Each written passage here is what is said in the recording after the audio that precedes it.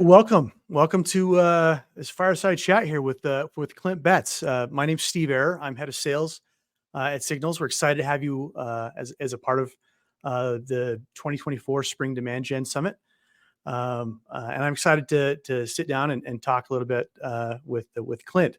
So, Clint, I'd introduce you, but you'll probably do a better job than I can. So, uh, yeah, if you go ahead and introduce yourself. Yeah, Steve, thank you so much for having me. It's a real honor. I am Clint Betts. I'm the CEO and co-founder of Silicon Slopes and the CEO and co-founder of CEO.com. And I've been doing that for over a decade now. So it's been a while. It's crazy. I've been going to the Silicon Slopes summit. Wow, for years, multiple companies, and it's quite the event. It's how it's grown and adapted, and it kind of exemplifies a little bit of what we're talking about today, which is it's turned into quite the community. And Yeah. I know, yeah. And tell us kind of what was your vision when you created Silicon Slopes, other than like, hey, it's a catchy name, right? Well, I didn't come up with the name Silicon Slopes. All credit for that goes to Josh James, who was the CEO and founder of Omniture, now CEO and founder of Domo. That is his phrase. I didn't come up with that. But the original vision for the nonprofit and the organization itself was let's get the community, the tech startup business community together to speak with one voice, kind of unite them. Let's get an event in the state of Utah that's kind of nationally and globally recognized. Let's get the brand and name of Silicon Slopes out there more so that we can attract more talent, so that we can attract more capital, and so that we can attract more attention to the state of Utah was the original goal of Silicon Slopes. Now, how you actually do all of that and in a coherent way is a whole different thing. But yeah, that was the Okay. idea. So, I mean, tech has been. I mean, a lot of people don't realize how long tech has been here in Utah on the Wasatch Front, right? Going back to Dave Evans and Sutherland back in like what the '60s. Um, Oh yeah, the fourth node of the internet was in Utah at the University of Utah. so right up the street from where I used to live, and they tried to slow down my internet and couldn't because I'm pulling right off the main trunk. So, so tell me, a lot of people want to build communities, right, around either their company. They've got, I mean, I think of one that it's done an excellent job with that would be Salesforce and HubSpot. Both of them have amazing communities. If you doubt me, go to Dreamforce and watch the people walking around with the Yeah, stuffed animals with the all it's over that place. incredible. But tell me, what are the challenges if you're building a community and you've done it from the ground up? What is it that what are some of the challenges that you face in starting that out? Well, I think the first challenge that you face is you've got to be authentic. You got to authentically want to build a community, not just want to build a company or a community to help your company, Mhm. right? Like there Right, needs right. to be Yeah. more to it than I want to build a community that I can then propel my company or myself forward on. The community needs to be authentic. And I honestly think that may be one of the hardest parts of building a community is like, why are we doing this? Right? You got to really nail down your why Mhm. and what the goal of. And the goal of any community should be to serve its members. And there should be no taking, there should just be giving. And the fascinating part of that is you will receive unbelievable benefits and rewards for just giving and not even thinking about taking. It's kind of fascinating, but it needs to be authentic in that way. So if you're going to build a community like Salesforce does, or tons of these incredible communities, they're actually Mhm. serving that community first. That's the first thing that they do, and then second is like having tools that the community can use that they actually like, that they want to use, need to use, all that type of stuff, right? All of that comes second, though. Like you actually have Right. to, one, figure out what your why is. It needs to be authentic. It needs to be an authentic why, not like a, um, kind of a catchy marketing why, right? Sure. Sure. And then the next piece is how are you going to serve that community in a way that they can't get on their own without it. So let's talk real world. What was Silicon Slopes? What was their why? What was your why when you built it out? Yeah, our why was, like I mentioned before, was really to attract attention to the state of Utah, to attract capital, to attract talent, and to extend access to the opportunity that exists in Utah's startup and tech community to all of Utah, and not just a few Utahns, right? And Mhm. so that was our why. And then you start thinking about, well, how do you do that, and how do you do it authentically? How do you do it so that the community runs it? So for us, it was important that Silicon Slopes was a nonprofit. It's not important that communities are nonprofits, right? But for Sure. ours in particular, it was important that it was run and governed by the community, and it had the leaders of all of the major tech companies on its board. I think that made it a serious organization right from the beginning, and it was about checking your egos and logos at the door and really figuring out how to grow the state of Utah, not just grow your company, because there's 5 other people in the room that have companies just like yours, right? And so Right. Right. there's no Right. pretending all of a sudden, right? Like it's Yeah. there's no one upping the next person. It's like we're actually going to serve Utah, so that's important.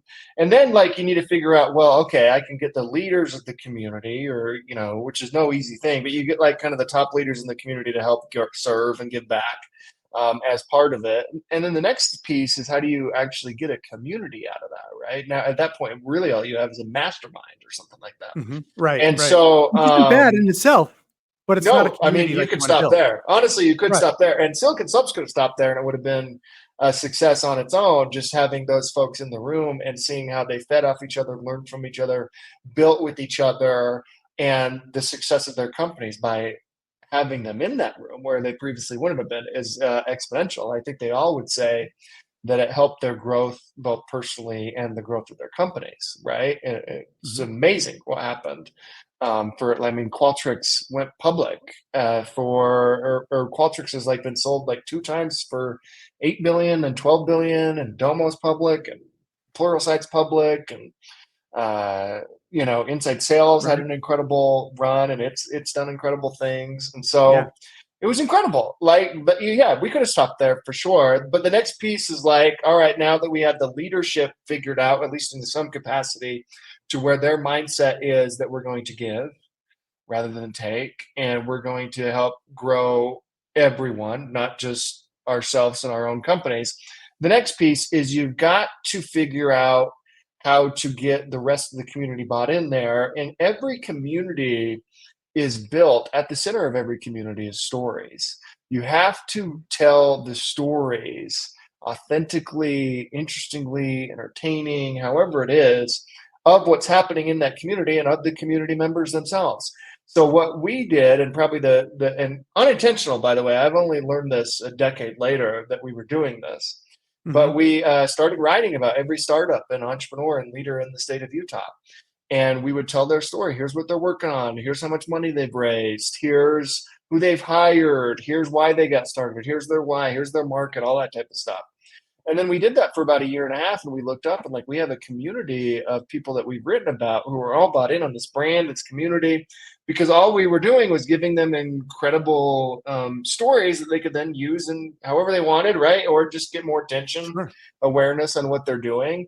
And so we quickly learned that stories are at the heart of any community, I believe, but certainly in the heart of our community, and everything kind of expands from there. So if you can nail the story aspect, you can start doing events, you can start doing various marketing for the broader community. You can do a lot of things off of that pillar, but your main pillar is going to be stories. And so we have 3 pillars at Silicon Slopes, and stories is in the learn pillar. We Mhm. call it learn, connect, serve. And so you need to empower your community to learn, which is like learn what's happening, learn how to be better at what they're trying to do, whatever the community is about. right? Like learn how to, Yeah. um, grow better as a person or as a leader or whatever it is, right? So, and part of that is just learning what's happening in the community itself, which I think a lot of people kind of lose. Like part of why we all love being a part of communities is we love the connection, right? Right. And Yep. you make connections to people you don't even know by reading their stories. So it's pretty fascinating. Like you don't even have to meet that person, but if you read their stories, you feel like you know them. And so that's the learn piece is important. Then connect is how do we connect to the community, um, both one to one, small groups, and large events like Silicon Slopes Summit, where we had like 30,000 when Zuckerberg came, right? And so, Mhm. like all of those are their own thing, and how you do that, the one to one is completely different than how you do the broader, like 30,000 person event, right? But you got Right. to Right. do all of those in order to have a strong and cohesive community. Like it can't just be about big number events, it can't just be about one to one connections, it can't just be about small groups. It actually has to be all three, which is kind of a challenge, and that's a consistent challenge for any community, including ours, and how Right. to get that Yeah. Yeah. right.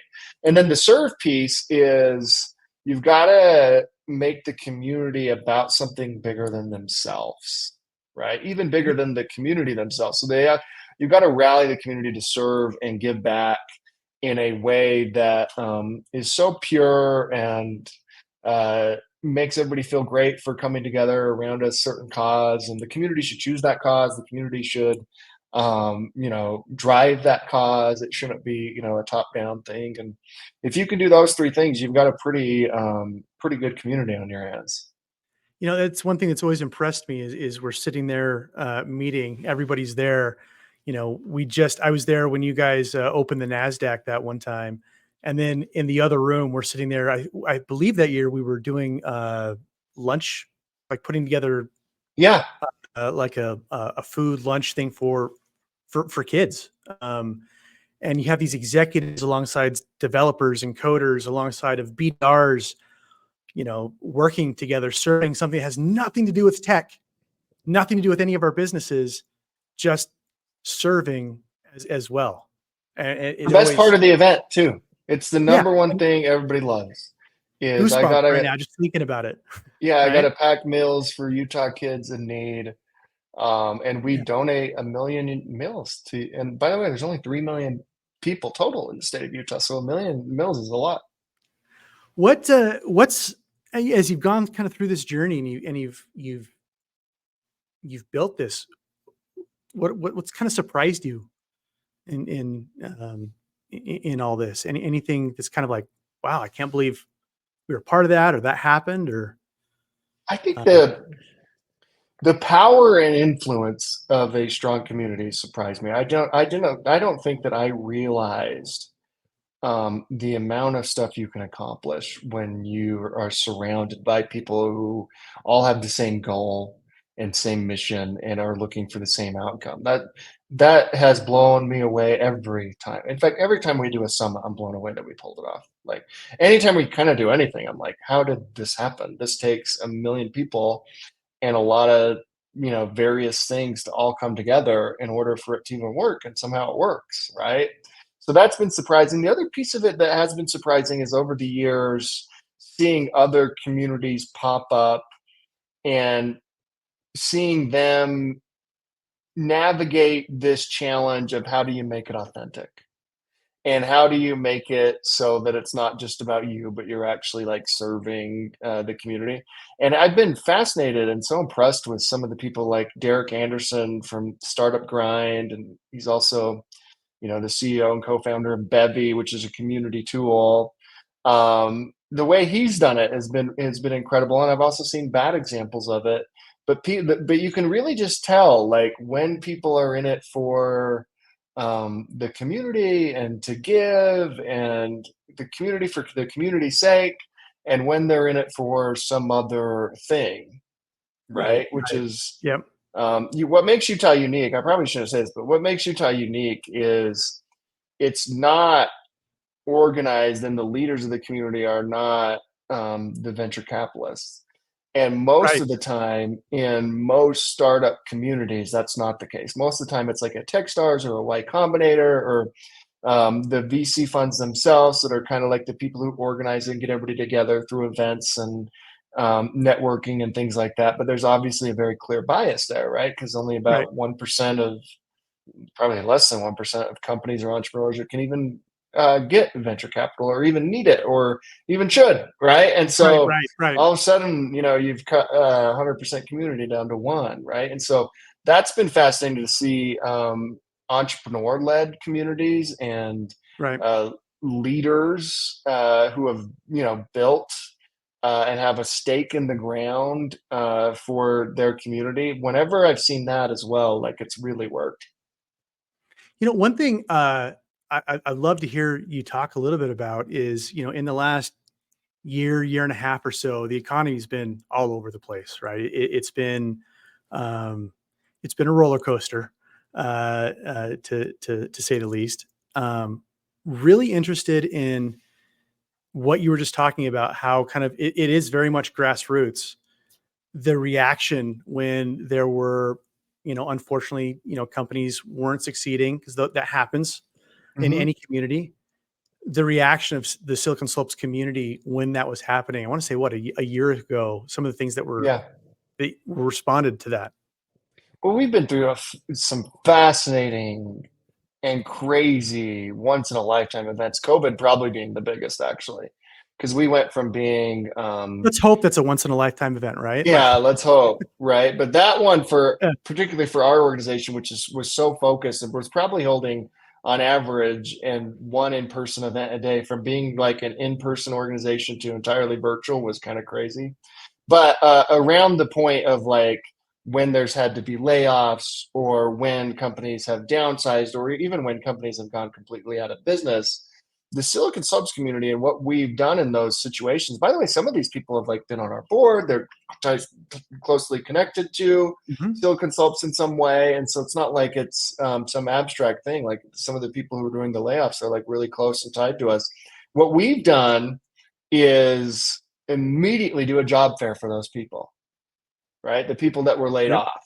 And yep, and the interesting thing about tech, and even in this economy, and even like a year ago, is some companies were doing really well, right? mhm, And some yeah, companies weren't. That's kind of the interesting thing about the macroeconomic environment we're in right now. Is it's not all bad or all good. It's kind of like it's all bad for some and really good actually for like if you're Nvidia or something like that, like you're doing really well, right? right, And right. so that I think is important, is like when the community fails, maybe fails isn't the right word, but when the community stumbles or needs Mhm. help, that you reach out and you don't just think about, well, how do I make the company and the leader look good? But you're like, well, how do I get those people who just got laid off jobs? Right. And Right. so that's been something that we've done throughout the history of the organization. It was fascinating to me to see amongst the Silicon Slopes community the number of people who were posting on job boards or saying, "Hey, I've got this list of people looking, who's hiring." And I mean, there was certainly some stuff from your team, right? It was great, but it was It was also really everybody. impressive. No, it's not. It was Yeah, it's impressive not. how but it It's was impressive everybody. how organic it was as well. It was BDRs who were putting together a Google Forms. If someone's looking for something, put it here. If you're hiring, put it here. And it was all just everybody trying to help each other out. I mean, I don't Yeah. even remember the last time in this community I went and applied for a job the way that you normally do. It's all such a great network. Yeah, that was Yeah. beautiful. And that is another thing that I've learned actually as we've grown the organization and as the community has matured and developed on its own, is you need to be somewhat cognizant of like you don't have to do everything at some point, right? And the Is it hard to community let can go a really little bit? kind of the community can organize it. No, I love it personally. Yeah, take everything. That'd be awesome. Right. But yeah, there is like this once a community matures and develops as the Utah startup and tech community has over, the past decade or so, you kind of don't need to do everything through one org, or there doesn't really need to be one voice, one board, one group of leaders or any of that type of stuff. Like the community kind of understands the playbook and they understand, what it means to come together. And so that's another interesting piece of community building is there does come a time where you're like, well, what should our organization specifically focus on now that so much other things are happening and so many other organizations and groups are stepping in and kind of running the same playbook? Why, we just got to be ever evolving in this thing. Yeah. I'll tell you, I went to one of the job fairs, uh, and it wasn't that there was a shortage of candidates there. There were so many companies there with tables and trying to talk to people and having to get clever on how they talk to people. Like everybody, like I've never seen a job fair with the ratios that we had there. Yeah, Just, it's yeah. awesome. And then I knew, hey, listen, we're not the right fit for you because we're not hiring for that position, but go like 2 doors down and they'll talk to you. They're looking for someone just like you. And it was awesome. It was Yeah. awesome. What just walk down memory lane a little bit. Some of the highlights that you've had, and you talked about, meeting Zuckerberg. I remember A-Rod coming to one of the events and talking to him. But what are some of the big highlights that you've had? It's honestly not. The Zuckerberg event was the last one we did before COVID, and it was our biggest event that the organization's ever done. And so I do have a fond memory of that happening. And it did feel like the Silicon Slopes community arrived the moment he stepped on stage. And so there was something about like our community kind of coming together. My favorite event of all time is an event called Start SLC. We did it in 2015. We got like 1,000 people together, which had never even been done before, maybe 1,500, something like that, in the state of Utah. And it was just so pure. The attendees were moving chairs around to the next events. It was like, that was like the purest, cheapest, most organic event that I've ever been a part of or ever seen. And I don't know that anybody that it can be topped at least in my mind. Like it's that was a very special time for our community. I think that was 2014. And so that's a highlight. Doing the mills has been a highlight. Anytime we've been able to rally the community to like give back or make a difference in the entire state of Utah, like with our Computer Science for All initiative, Mhm. and getting computer science in every Utah school, things like that. Those are the things I look back on the most fondly. Is like, hey, we may have made a difference there, which is cool. What's your vision, not just for Silicon Slopes, but also communities as a whole? What's your vision like going forward? Where, like, what can they become? What can they go? I think it's fascinating. I think like the whole world is a community, right? Like it's just kind of how you organize it and how, what your purpose is. One, again, I would just say like, what is your purpose? Get really focused on that and make sure that it's authentic and that you mean it and that you want to do it for the next, at some point you kind of do it for the rest of your life, even if you're not in any leadership roles. You're always going to be connected to a community that you're star and are there at the beginning and all of that type of stuff. That part's pretty interesting. I think again, if I were building a community today, which in some ways I kind of am with CEO.com, I would start with stories. Like, let's tell the Mhm. stories of those who are members of this community. So on CEO.com, we do a podcast and we release a few episodes a week of us interviewing CEOs. What's it like? What challenges are you facing? How are you thinking about AI? And then all of a sudden you have this bank of content, which is like other CEOs can like learn from, because we're asking like, what do you read? How do you spend your day? Like all these types of things that other CEOs and leaders would want to hear, right? Because they want to see what's working and what isn't. And that works really well for us, and it's got to be organic. We don't really put any paid, right? And we never put any paid behind Silicon Slopes, and we haven't, at least up to this point, with CEO. If you can just tell stories of who your community is and who you're serving, and obviously for CEO.com, we're serving CEOs and leaders, Mhm. and so we just interview leaders and ask the questions that all other leaders want to hear. I'm curious. I mean, you've got your real insight into two pretty big. I mean, two big communities. What is kind of in terms of like what do you see kind of as the direction right now for um, you know the economy as a whole or these companies as a whole? Like what are you seeing and what are you learning? I think it's uncertainty in terms of like the economy in this year. I mean, you've got an election in the United States, but you've got about 20 elections around the world this year as well. I think people are waiting to see how those play out, and to see, kind of what the policies will be for the next 4 years and what they have to deal with, what the Fed is doing. So I think on the economic front, I think it's uncertainty and keeping your powder dry and actually not really jumping in too much and just wait and see what happens. And then usually what happens is the floodgates open and we're back to everybody rolling. And I imagine that will be the case again here. The most interesting thing and the topic that's being talked about the most, as you might imagine, is AI. And how Right. is that going to change our industry? How is that going to change what our company does? How is it going to improve it? What do we need to be thinking about in order to adapt to it? That seems to be the predominant conversation right now, which is how is AI going to affect our business and how is it going to affect society as a whole? Yeah. And the fact is, if you don't think it is, it is. Yeah, it already is. Yeah, for Right. sure. Absolutely. Absolutely. Well, anything else like that you'd like kind of share or any kind of last thoughts before I know you've got some an engagement you've got to make, but anything else you'd like to kind of wrap up with there? No, yeah, this has been great. Yeah, I would just say, as long as you have an authentic community, you've got something special, even if it's just three people. Like Absolutely. that's kind of Yeah. what's beautiful about it. Whether it be a mastermind with five guys or a community they Yeah, create, just absolutely. be there. Or I both. love those. Yeah. Well, yeah, exactly. I love that idea of making sure you're serving each other, connecting. I mean that's wonderful. Well, if I know you put a ton of content out there, where can people follow some of this? I know CEO.com. Yeah, CEO.com and SiliconSlopes.com, and we're easy to find.